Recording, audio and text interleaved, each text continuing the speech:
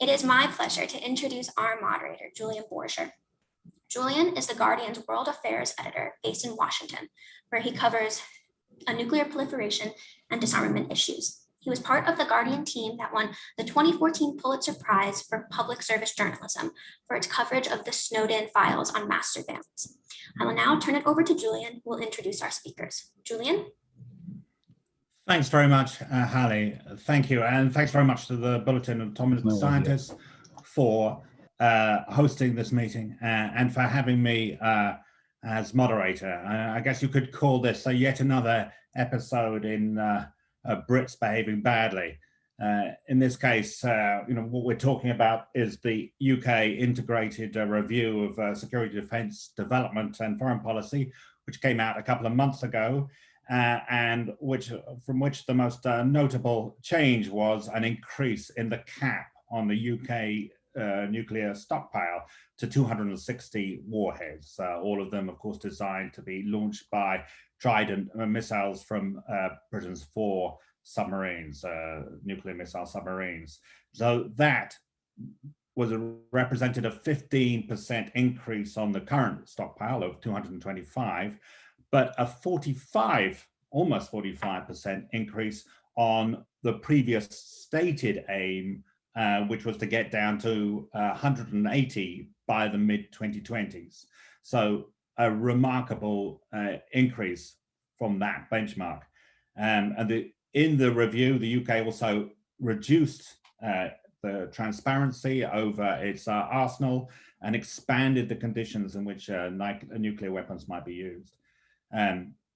Obviously, the announcement coming at a time of US and Russian modernization and Chinese expansion raises the question of whether the era of post-Cold War disarmament is over. And so here to discuss the facts and the causes and their consequences of this British move are two of the leading experts on this issue, who've both recently written about it. Hans Kristensen and Dr. Heather Williams. Hans is the director of the Nuclear Information Project at the Federation of American Scientists in Washington, where his work focuses on researching and writing about the status of nuclear weapons and the policies that direct them. He's a co-author of the World Nuclear Forces Overview in the SIPRI yearbook, and a frequent advisor to the news media on nuclear weapons policy and operations, including to me. I mean, I think he's very much seen as the gold standard in terms of who's got what and what they intend to do with them. He also has co-authored the Nuclear Notebook. Since 2001, the Nuclear Notebook has been published by the Bulletin way back to 1987, so one of the long-running sort of Bibles of this issue. Heather is a Stanton Nuclear Security Fellow at MIT, the Security Studies program there, and she's visiting from King's College London, where she's a lecturer in the Defence Studies Department. And she recently published an article on this very issue, UK nuclear weapons beyond the numbers, which in War on the Rocks back in April.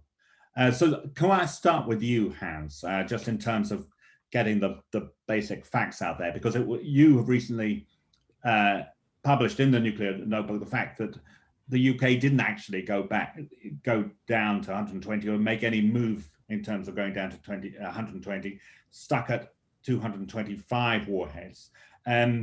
And now intending to go, or at least raise the ceiling up to 260.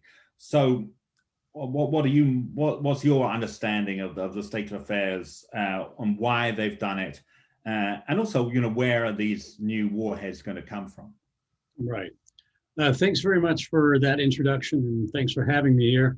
This is going to be an exciting conversation, and I'm looking forward to questions. So we can hopefully dive into all sorts of aspects of this. On the factual issues, as you know, the British have been a little ambivalent about transparency, in the sense that they have declassified some numbers or declassified some general categories, but they haven't, like the United States, declassified the entire history of its nuclear weapons stockpile. So we have gotten little bits and pieces from time to time. And they've also given numbers about how many weapons they deploy on submarines, including the one that is at sea at any given time, how many warheads of their stockpile that are operationally available. And in 2010, Britain for the first time gave a statement that its stockpile would not exceed 225 weapons at that time. Shortly thereafter, we got statements that they were planning to reduce to a lower number in the stockpile down to no more than 180.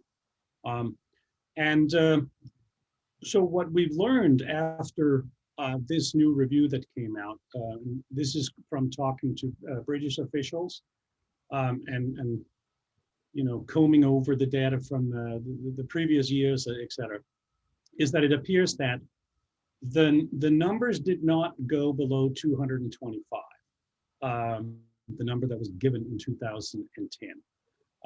At that time, the reduction in the British stockpile was underway from a higher number, about 240 plus, and it was trickling down, and the intention was to continue to trickle down, and sometime in the mid-2000s reach 180. But like we describe in our nuclear notebook, the number actually never went down below 225. There are a number of reasons for that. One is that Britain now is in the middle of an upgrade of its re-entry body, the one that encases the nuclear warhead itself. And during that process, they have sort of an extra set, so to speak, plus some spares that just mean that they have a larger pool of warheads in their stockpile than they otherwise would have. Now they've decided that they're going to go down or go up again a bit to 260. That's a ceiling. It's not a set number, so it's kind of a limit. But it's also interesting to note that the 2010 number of 225, that was also a ceiling, not a limit, but that turned out to be exactly the number they had and still have today. So that's where we are. We think, it'll be an increase. And the question is, of course, why is there an increase? What is it that drives that requirement in the British defense planning? To the best of the information we've gotten, to the best we can figure out, there are a number of factors that drive this. One has to do sort of with the generic deterioration of East-West relations and explicitly Russian, what is perceived by the Brits to be Russian destabilizing moves, and destabilize in this case both has to do with systems that are being developed and deployed and operated, but also about behaviors, of course. There is a lot of debate in the public discussion about the motivations for this, that it's somehow very much linked to the Russian missile defense system, ballistic missile defense system. We heard that was only part of it, that there are other elements to it as well that include Russian systems deployed and, ground launch cruise missile being one of them, et cetera, et cetera. So it raises a number of interesting points of the conversation, which is like the British strategy, which has always traditionally been seen as very Moscow focused, sort of focused on knocking out the ballistic missile defenses around Moscow, so they get to the leadership and all that stuff. Whether there is more to the British strategy than is normally perceived. But of course, more warheads does mean more targets potentially. And what we explicitly heard was that one objective was that they wanted to be able to have enough warheads to put a full load on 3 submarines, full load of what they can carry. Not just like they have now, where the submarine carries up to 40, the one that's at sea. But they wanted to be able to put a full load on all 3 submarines if necessary. I don't think this means that Britain's going to vastly increase the number it deploys at sea or deploy more than one submarine or something like that. But that was an explicit explanation we heard. So as I said, those warheads have to go somewhere. And in my view, even if you sort of assume 4 warheads per missile, you would end something like 64 weapons that could be delivered by those warheads, those 3 submarines that can load missiles. You know, that's quite a load for just the missile defense system around Moscow, in my view. And if you have 5 warheads on board, yeah, well, then you can have about 80 warheads on the 3 submarines, or per submarine. So these numbers are per submarines, where we currently have 40, and with 4 you go up to 64. With 5 you go up to 80, something like that. So that's sort of what it looks like right now. So those are some of the impressions we have harvested from people and from the data over the years. And of course, I'm interested in people who have other information and or assessments of what this means. So back to you, Julian. Thanks, Hans. So turning to you, Heather, could you give us some kind of idea of the sort of big picture here in terms of how this fits in what's going on, the sort of geopolitical landscape? What is it out there that really is driving this, and what are those consequences on the global order? Yeah, sure. Thank you, Julian, and thank you also to Rachel and to Hallie in particular for the invitation. Like Hans, I'm really looking forward to the discussion. So if we're looking at the big picture and the landscape, there's really 3 trends that I want to point to. 2 of them are in the integrated review itself. So the first, as Hans already touched on, is the security environment and what is overall seen as a worsening security environment. The review and subsequent statements by UK officials have pointed to ongoing Russian aggression. Even since the review came out, we've seen the amassing of Russian troops on the Ukrainian border, ongoing cyber operations. And this all kind of falls under that broad umbrella term of great power competition. And kind of how that's been resurging. I would also point people, if anyone's interested, to a 2019 inquiry by the House of Lords International Relations Committee on rising nuclear risks that I think really outlines that landscape. So that's the first trend, is this worsening security environment. The second one is the rapid rate of technological change and advances in technology, particularly with military applications. In the review itself, I thought the review was a bit vague on these points and, would just use terms like technological change. But in subsequent statements by officials, they got into a little bit more detail. And as Hans said, they pointed specifically to Russian missile defenses, such as the S-500, which is expected to be deployed this year. And arguably, it could undermine the credibility of a smaller minimum deterrent, such as the UK wants to maintain. The other thing I really wanted to tease or really draw attention to on the technological change is that the review is looking forward at least 10 years, if not more. So in thinking about how to, kind of the posture that they want to adopt, it requires thinking not just about what technology exists now, what are current military applications, but how might those continue to evolve? And we're just seeing such a rapid rate of change in the technological developments that it's creating a lot of uncertainty. But I think that forward projection is a really important part of this. And then the last kind of trend in terms of the landscape that I just want to flag, and then I'll say a little bit about consequences, but the last trend is really about disarmament diplomacy and disarmament dynamics. As I know a lot of people on this call know and have been involved with, the Nuclear Non-Proliferation Treaty Review Conference was meant to happen last year. So it was meant to happen before the integrated review came out. It still has not happened.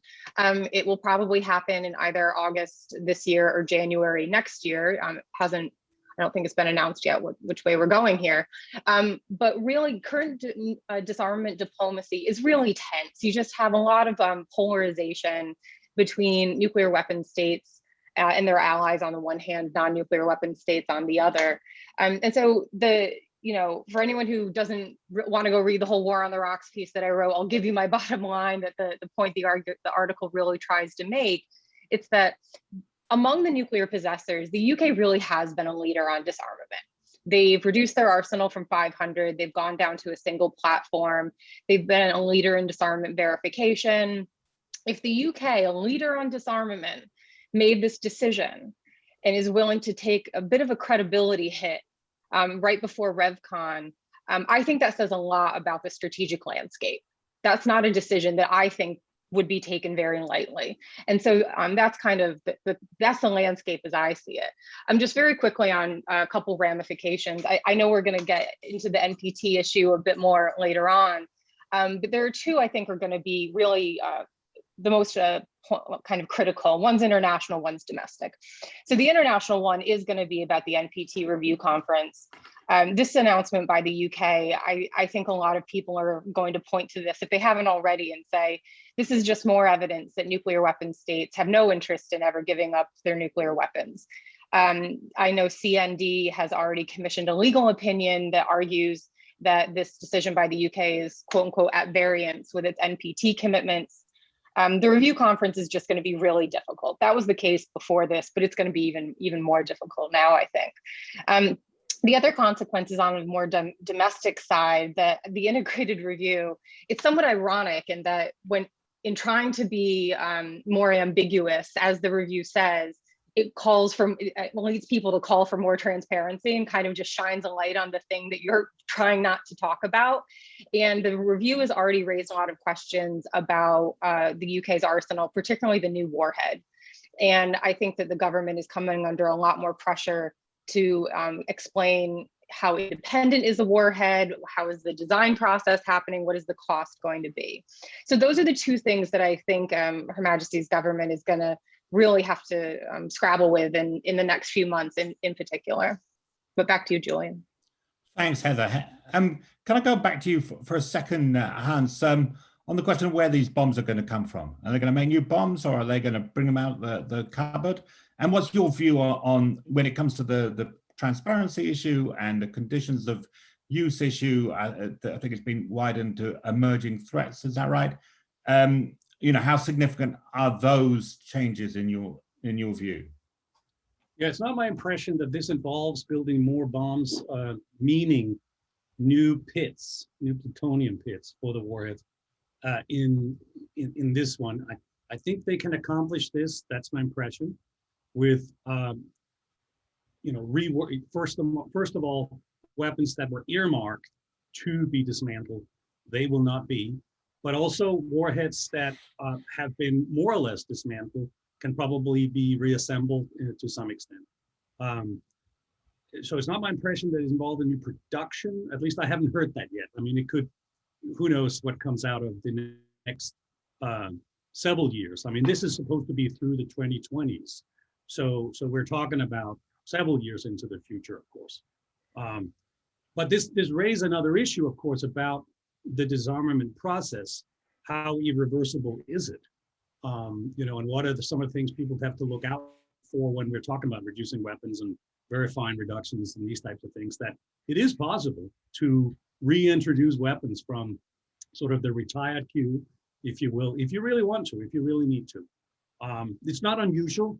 The United States has also on occasions done that, not in terms of increasing numbers, but more in terms of types that became more interesting and had potentials.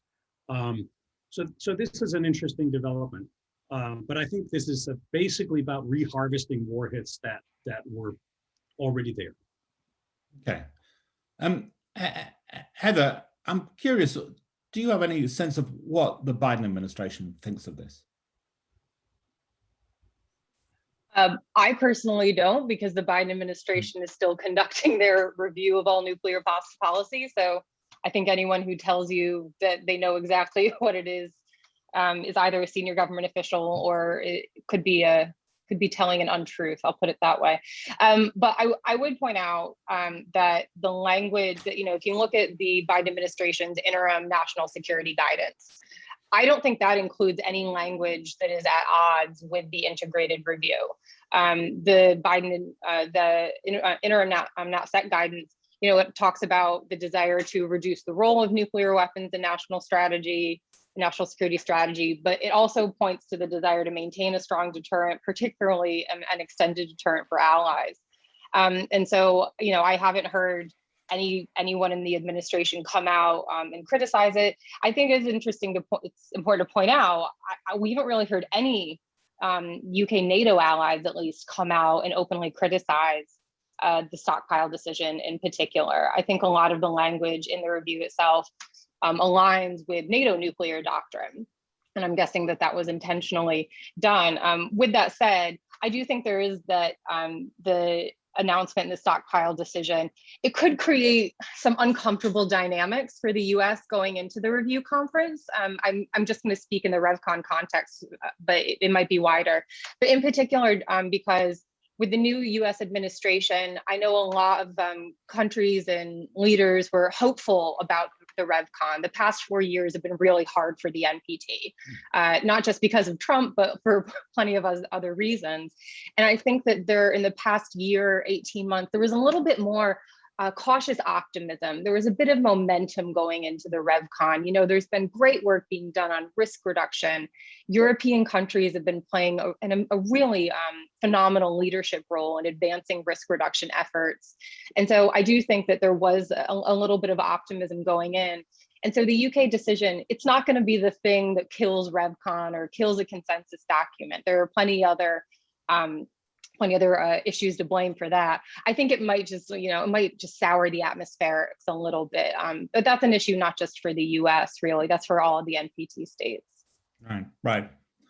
I know, Hans, as Heather mentioned earlier, in this whole process where they've been talking about the new warhead and the new nose cone, the aeroshell, we've been learning more about the links between the UK nuclear weapons establishment and the US, and what light has it cast on our judgment of the extent to which we can talk about an independent UK nuclear deterrent?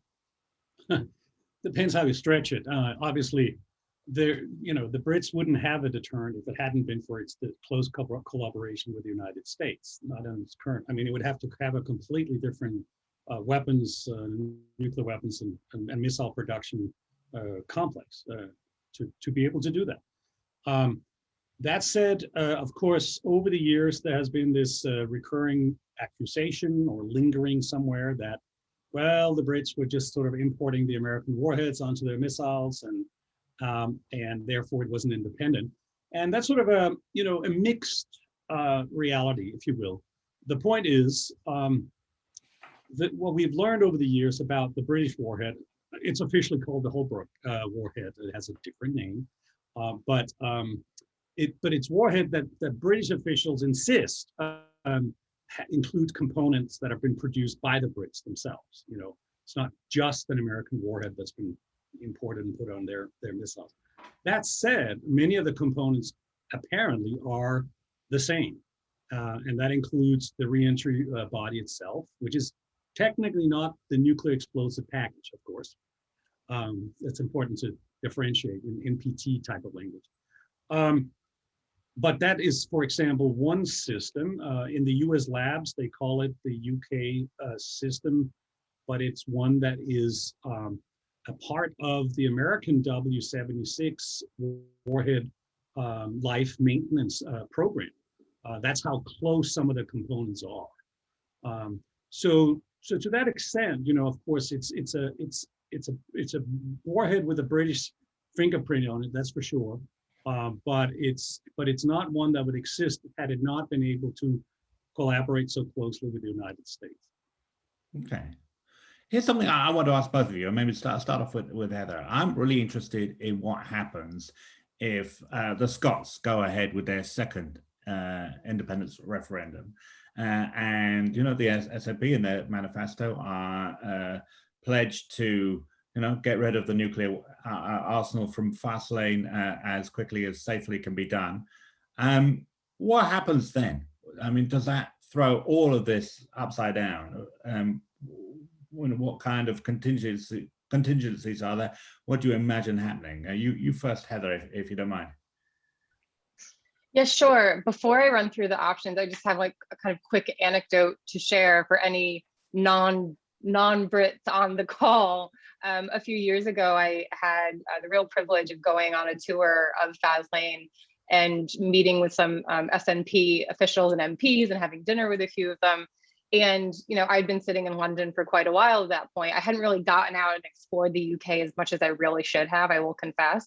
But those conversations were a real eye opener for me about just how anti-nuclear the SNP is and how deeply tied the independence issue is to the nuclear program. And so for anyone who hasn't really looked into this, I really do want to emphasize how tightly connected those are. I mean, Julian, I see you nodding, so I hope I'm not misrepresenting anything, but I think that that's something that gets lost on some American audiences, but is a really important point.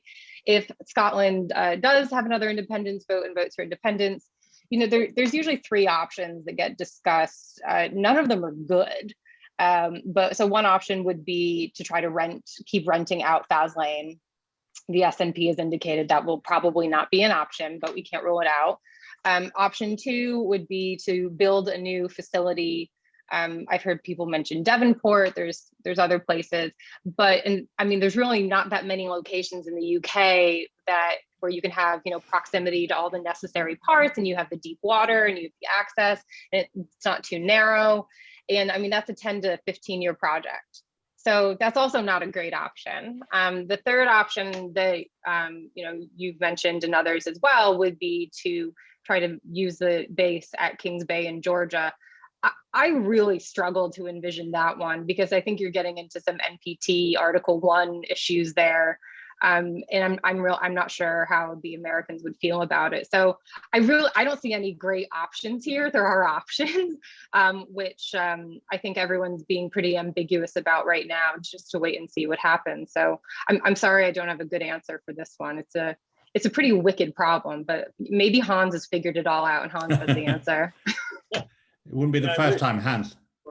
No. This is one of those big bubbles, it's almost like a pillow. The more you squeeze over here, it pops out over there. There's no real good answers. It's really, it's really a struggle. There's no doubt that if the Scots, if they go the full length, it's going to create an enormous challenge for the British deterrent. No doubt about it. Heather, you didn't mention Brest in France. You could also just sail across the channel there, After the recent fishing incident, I'm even more skeptical about that option. But you're right to mention it. The idea of building a new nuclear submarine base would be the mother of all NIMBYs. Imagine, some Devon, village being told they will now be the #1 target of all, Russian missiles aimed at the UK is hard to get your head around. So 3 or 4 options, none of them seem particularly doable. That seems like a very big question mark hanging over this whole discussion. And I don't hear the Falkland Islands anywhere. But, Maybe we're, a couple of minutes early, we'll open this up to questions. If I go back to Halle, who will set out again the kind of rules of the road for questions. Hello again. As a reminder, my name is Halle Posner, and I'm the program manager here at the Bulletin. We do ask that you please keep yourselves on mute throughout the program unless you are called on for a question. But please keep your cameras on as we are striving to build community, and all of you are members of that community. If you have a question for our speakers or moderator, please use the raise hand function. Our moderator will see that and call on you.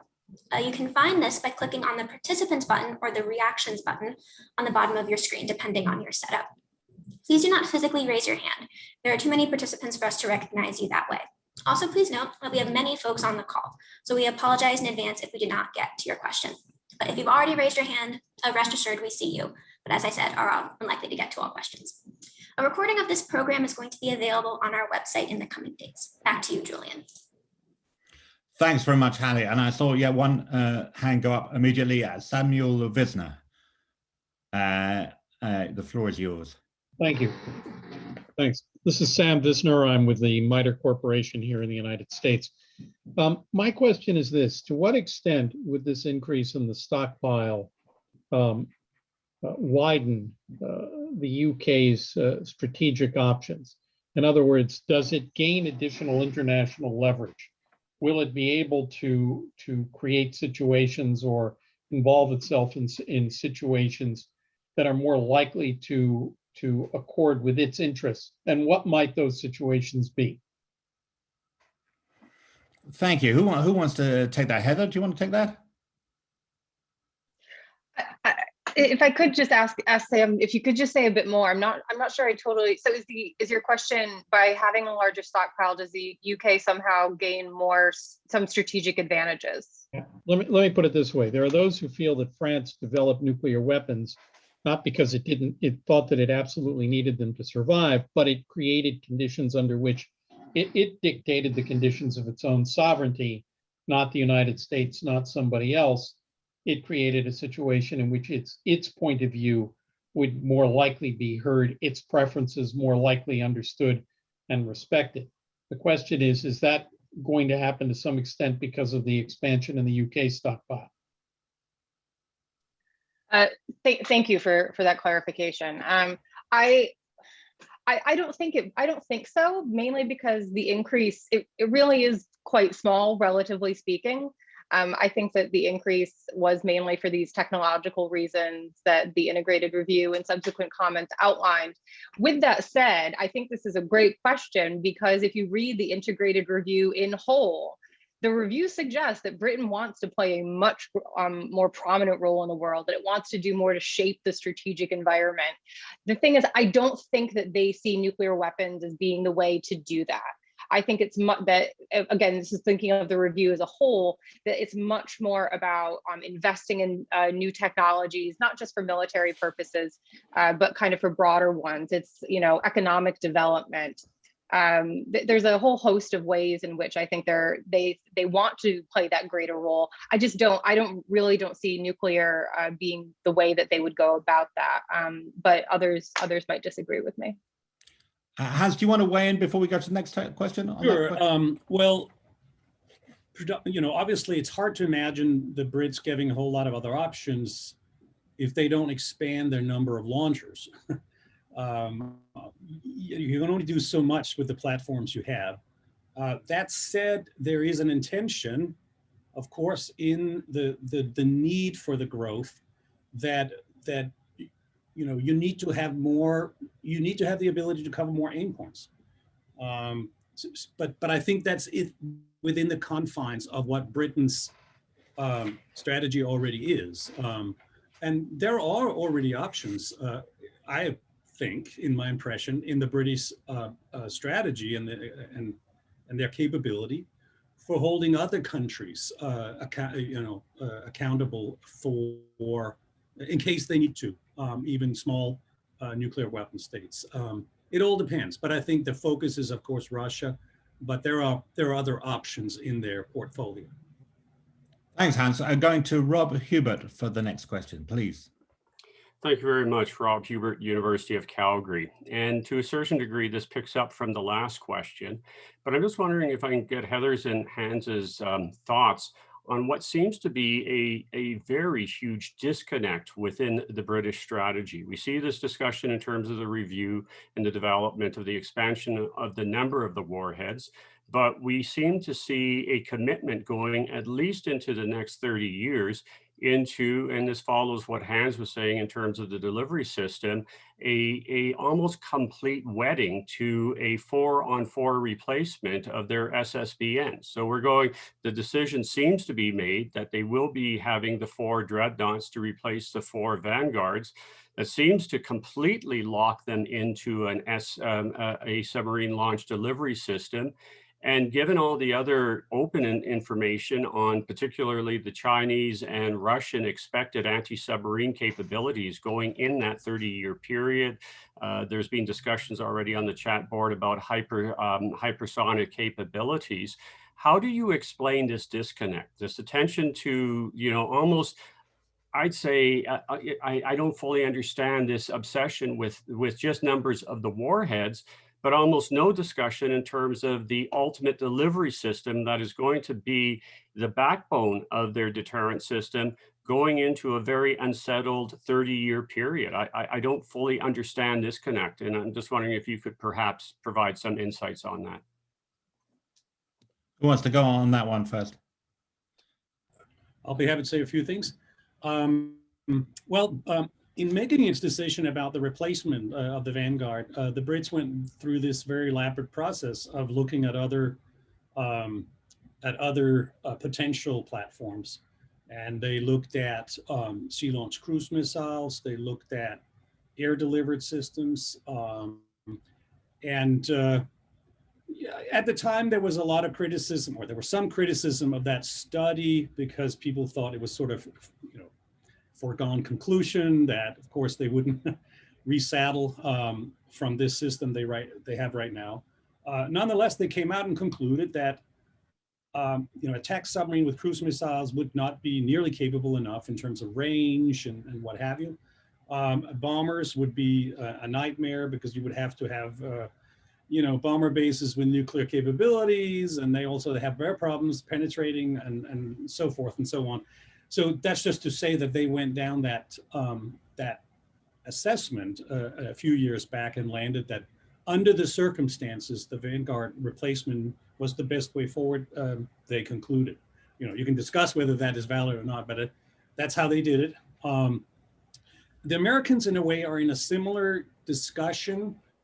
Obviously, it's different because they don't have a single launcher, but there is also a conversation in the United States, and has been for quite some years, about the long-term survivability of ballistic missile submarines, or not necessarily sort of that some country would be able to take them all out, but would have enough capability to create problems in certain situations. And so, but that's such a such a murky area that is really, really hard to see the evidence. It's hard to get access to the intel or some of the information that underlies this. But that's just to say that countries that have nuclear weapons on submarines, they have this conversation, and the Brits have it too. May I get a question in, please? Can I just quickly comment on that? Yeah, sure. Just a quick follow-up to what Hans said, all of which I think is quite accurate, pointing back to the 2013 Trident Alternatives Review. But I don't really see the delivery issue being at variance with what is in the review, mainly because the boats aren't fully loaded. Like if the boats were fully loaded now and then you increase the stockpile, that I think would be a bit odd. But as I saw someone in the chat said, Vanguard has 16 tubes, Dreadnought will have 12.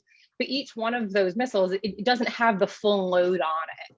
And so as Hans said in his opening remarks, which I thought were really helpful, the kind of assumption, and also the review says that they will not say how many are on each boat, that, what this probably means is that it will be an increase in the number of warheads per missile. So the number per boat will go up. So you don't really need those additional delivery vehicles, unless, as Hans indicated, there's a certain technological developments that suddenly turn the oceans transparent, which I'm a little bit skeptical about.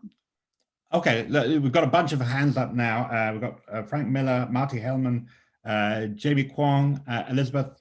I just see the last name that's beginning with Rachler. But let's start with Frank Miller, if I bring you in. Thanks. I just want to say I do find it terribly disappointing that it's a comment.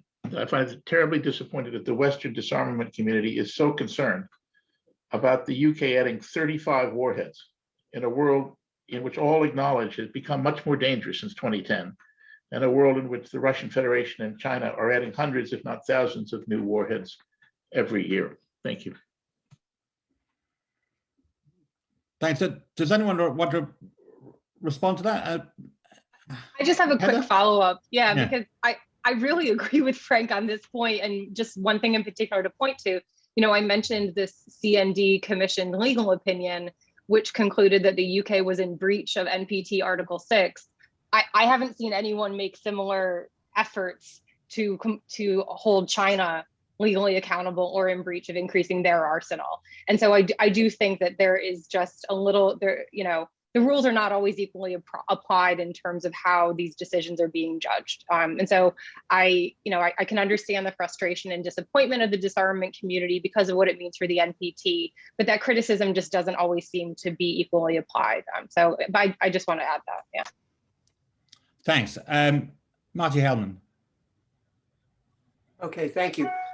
There's all the focus has been on Russia or the threat in Europe. During the Falklands War, there are allegations that Margaret Thatcher either considered or threatened the use of nuclear weapons when Britain was losing that war.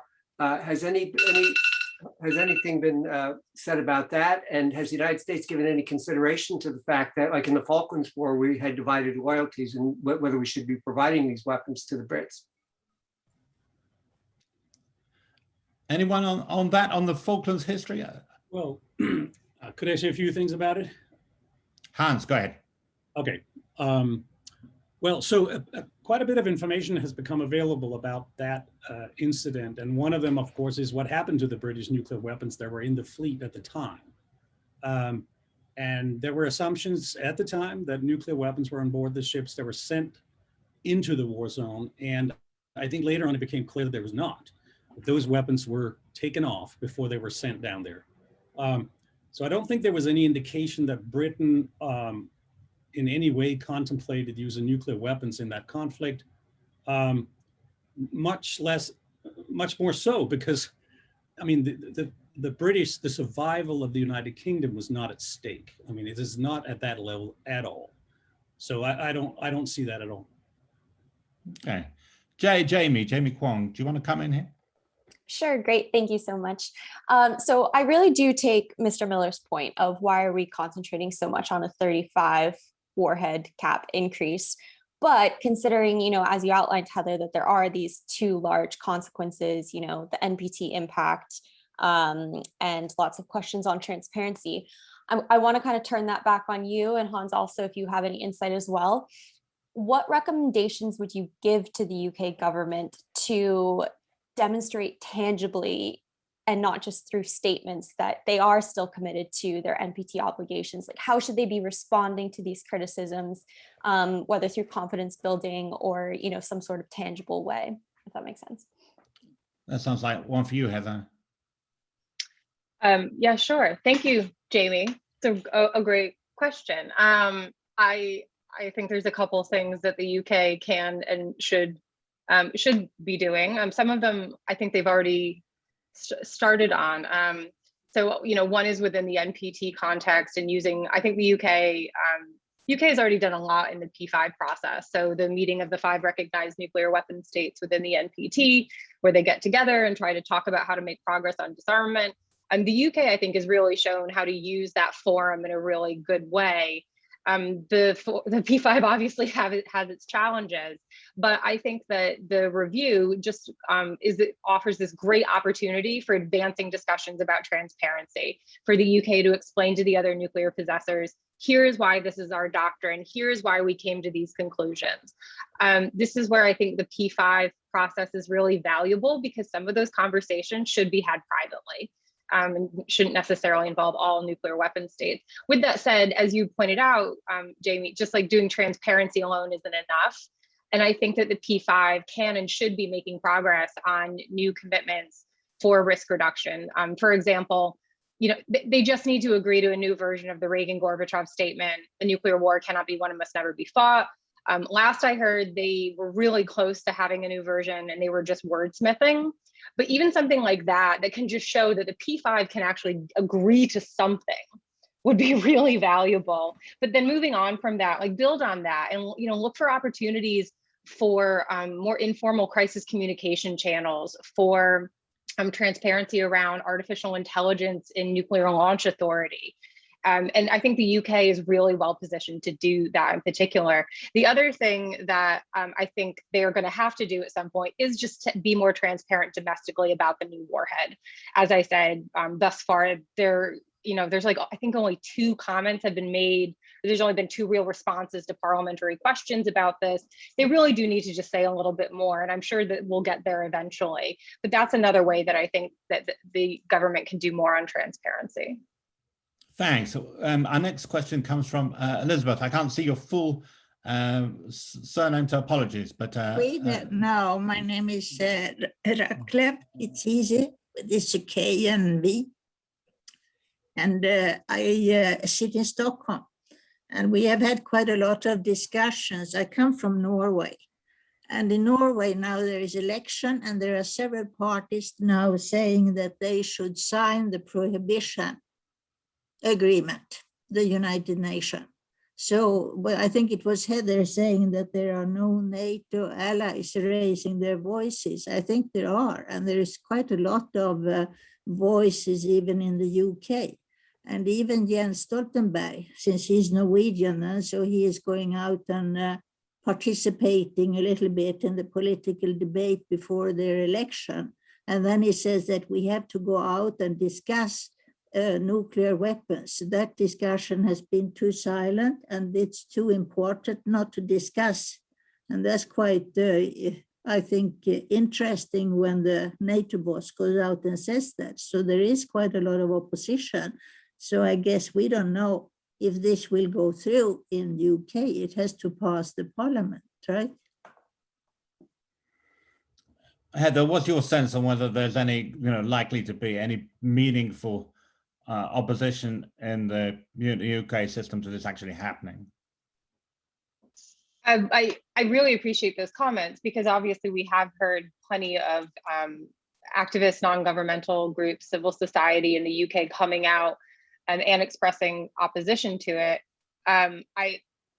As with plenty of, the thing is, those groups have come out in so many other nuclear decisions and haven't been able to reverse the decision. So things like the like-for-like replacement of Trident, various investment decisions. And so I don't really feel like I can predict whether or not they will be more successful this time.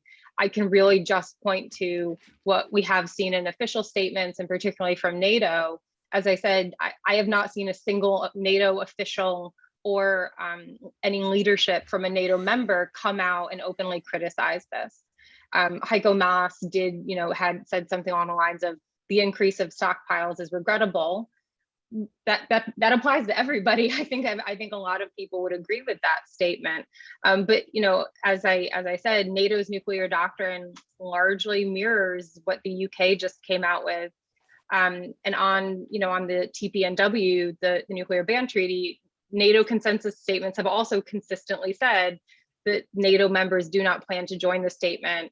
And and it's important to keep the NPT as the kind of foundation of the nuclear order. So, but I do really appreciate this question, because it does get to the importance of the role of civil society and the need for us to have more transparency and discussions on nuclear issues.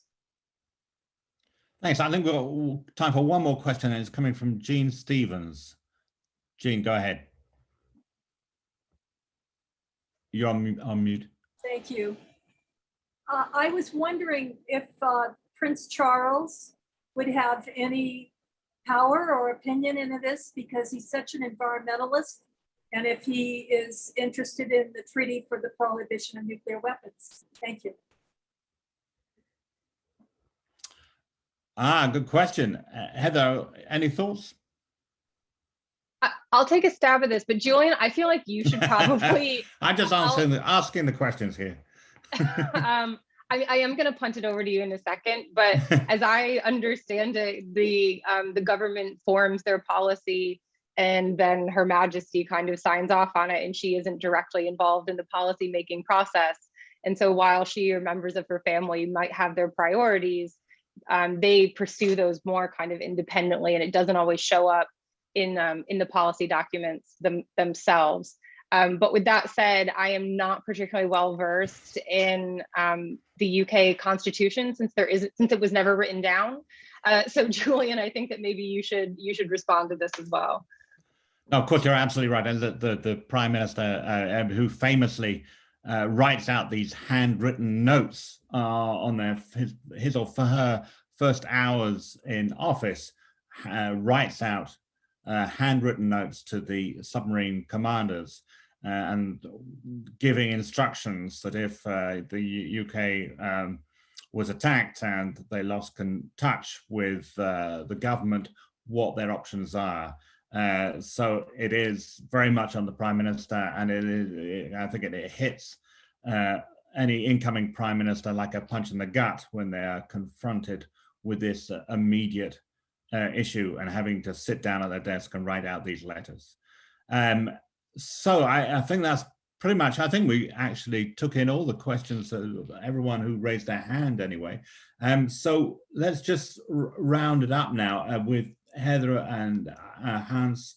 What are your closing thoughts after the discussion? Particularly in view of, Frank Miller's interjection that, we're all getting all worked up about something that's quite small by comparison to, China, what China is doing, for example, and to put it in perspective. Hans, starts with you again. Sure. Thanks very much. Yeah, I'll be happy to start with Frank's question, because of course it's an entirely valid question.